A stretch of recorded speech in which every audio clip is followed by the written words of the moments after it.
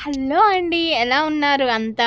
ఈరోజైతే మేము మా సిస్ వాళ్ళ ఊరికెళ్ళాము కొచ్చెరువుకు. ఇది కొత్త చెరువు అండి. ఇది చెరువు అండి.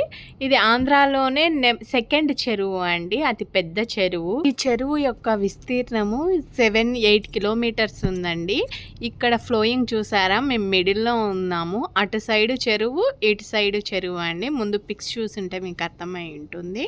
మిడిల్లో స్లోలో ఉన్నాము ఆడుకుంటూ. అలా కొంచెం స్లిప్ అయ్యామా చెరువులోకి పడిపోతామండి. మా బాబు చూడండి ఏం ఆడుతున్నాడో ఏమో, ఆ వెనకల చెరువులోకి దూకుతాము అంటున్నారు. ఆ పిల్లలు ఆడుతూ ఉంటే వెనకల వద్దురా మునిగిపోతామని చెప్తూ ఉన్నాము. ఇంక ఇక్కడ చూడండి మేము ఎలా ఎంజాయ్ చేస్తున్నామో ఏంటో. నిజంగా ఇది చాలా సామాన్యంగా ఎంత పెద్ద వరదలు వచ్చినైనా నిండదండి. ఇది సెకండ్ టైం చెరువు నిండడము. అప్పుడెప్పుడో పూర్వకాలంలో ఎప్పుడో నిండిందంట. ఇప్పుడు మళ్ళీ అంత ఫ్లోయింగ్ రావడం ఈ తుఫాన్ అప్పుడు ఇప్పుడు వచ్చాయి.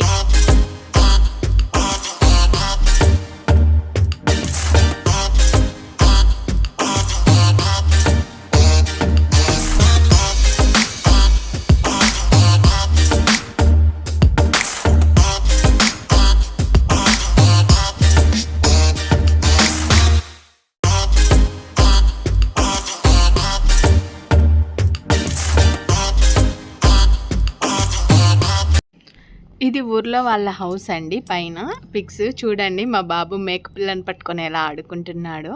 ఇది వచ్చేసి నాగమడక టెంపుల్ అండి. ఇది కర్ణాటక ఆంధ్ర బార్డర్లో ఉంది.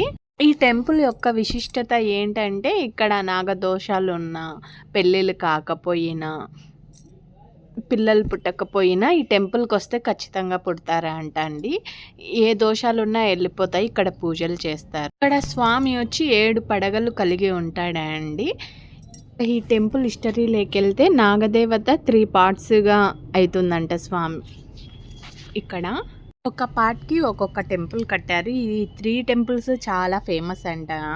ఇప్పుడు మనం చూసింది నాగమడక. అవి కాకుండా గంటి సుబ్రహ్మణ్యేశ్వర స్వామి టెంపుల్, కుక్కి సుబ్రహ్మణ్య స్వామి టెంపుల్ కూడా ఉన్నాయి. గంటి సుబ్రహ్మణ్యేశ్వర స్వామి టెంపుల్, కుక్కి సుబ్రహ్మణ్యేశ్వర స్వామి టెంపుల్ గురించి అక్కడికి వెళ్ళినప్పుడు తెలుసుకుందాం. ఈ వీడియో నచ్చితే లైక్ చేయండి, షేర్ చేయండి. బాయ్.